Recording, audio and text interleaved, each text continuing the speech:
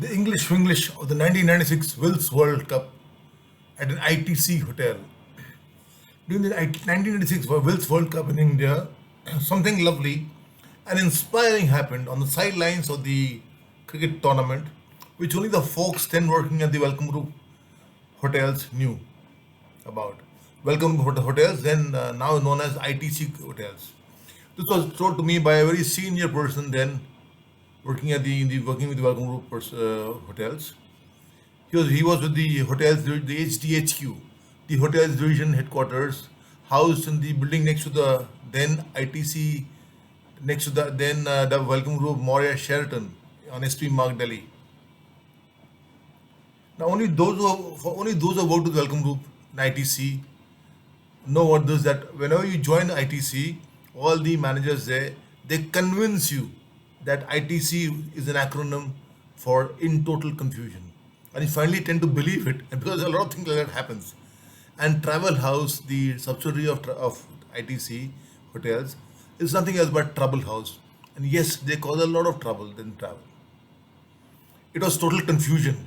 As someone at SDHQ woke up one day, rather late in the day, to find out that there was a match scheduled, a fixture at Gwalior between India and West Indies during the Wills World Cup 1996.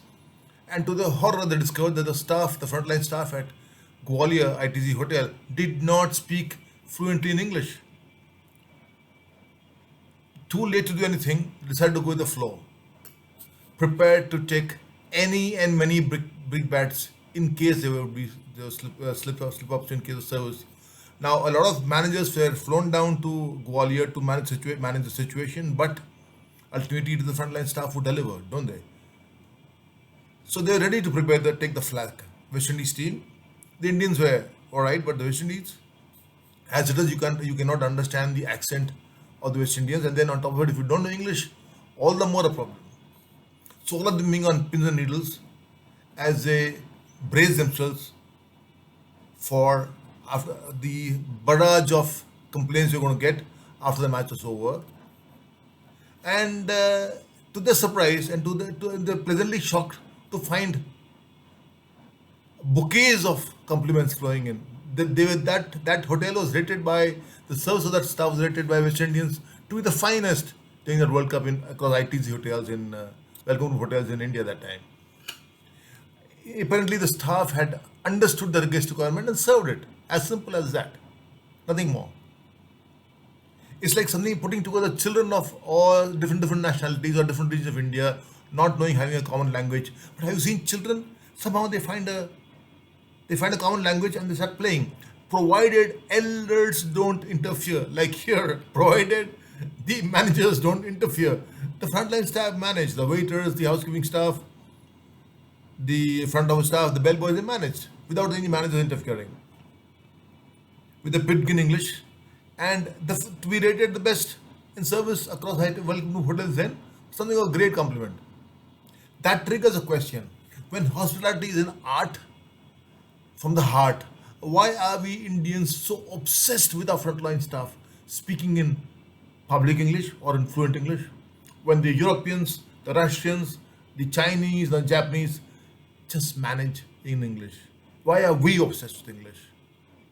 Confidence being the key, as a trainer and coach, I dispel the fears of my housekeeping staff, trying to speak in English language and making a hash out of it. I tell them to use standard phrases such as keeping knocking on the room and saying housekeeping as the guest opens. Sir, room cleaning, sir. That's it. Yes or no. In case he says no, sir, when, sir, then when, sir, with a smile. So then when, sir, the guest understands that this is a local boy and he doesn't know English. They empathize. Later, I will call. And incidentally, I've noticed that the guests also try to speak in that kind of language. Later, I will call. And then, sir, water, tea, sugar, coffee, refill. And the guest says yes or no. Towels, with the towels in the hand. Towels, change, sir. That's all. Yes or no, the guest says that, and that is it. The guest understands. We try to go overboard in that colonial mindset that the guest is coming with an English frame of mind. But that is not the case. These particular folks who are taught these standard phrases, like the frontline staff, at ITC, at Welcome to Gwalior, with a little bit of English and more than a touch of the Indian hospitality. Go beyond the needs of the guest and serve the guest beyond expectation. Embrace the twist to enjoy the turn. Thank you.